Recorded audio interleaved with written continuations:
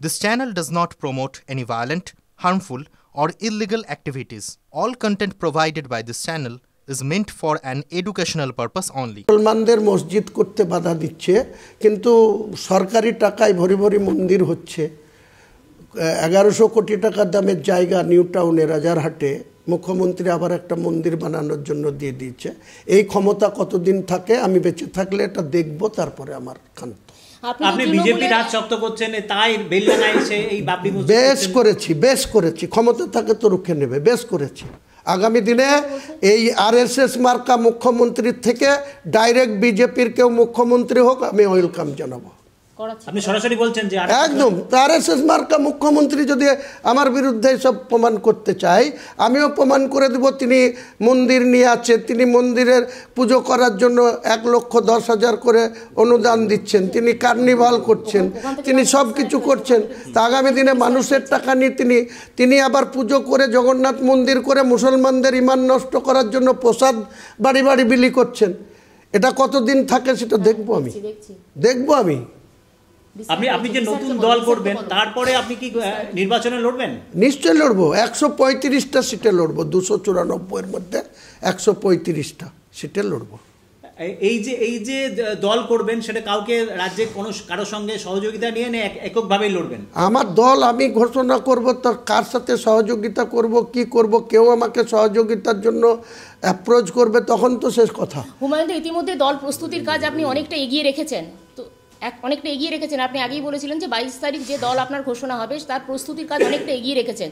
তো মোটামুটিভাবে কি ঠিক করে রেখেছেন যে মূল আপনার কারা কারা থাকবে এই দলে, নতুন দলে, এবং দলের স্ট্র্যাটেজি কি হবে, মানে দলের অভিমুখ কি হবে, মূল স্লোগান কি হবে এই দলের স্লোগান একটাই, মুর্শিদাবাদ সহ বাংলার উন্নয়নের নামে যে তোলাবাজি চলছে, কিছু মানুষের করে কমে খাওয়া চলছে, তাদের বিরোধিতা করা, এবং ধর্মনিরপেক্ষ একটি দল হবে, যে দলের নামকরণ হয়ে আছে, সেই দলের লোগো হয়ে আছে, সব কিছু হয়ে আছে, আপনারা দেখতে পাবেন।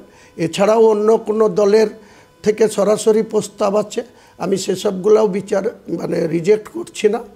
আমি সেগুলো, যেহেতু আজকে যারা অভিযোগ করছে বিজেপির জন্য, আমার কাছে সরাসরি মহারাষ্ট্রের কোনো একটা দলের, যিনি মহারাষ্ট্র সরকারের ডেপুটি সিএম আছে এবং সে রাজ্যসভার মেম্বার প্রফুল্ল পটেল, তারা আমাকে সরাসরি বলেছে যদি আপনি আমাদের দলের রাজ্যের দায়িত্ব নিয়ে আমাদের প্রতীকে লড়াই করেন, কারণ মহারাষ্ট্রে যে সরকার আছে তাদের 43 জন মেম্বার আছে, 4 জন সাংসদ আছে, তাদের মন্ত্রী আছে, তাদের ডেপুটি সিএম আছে।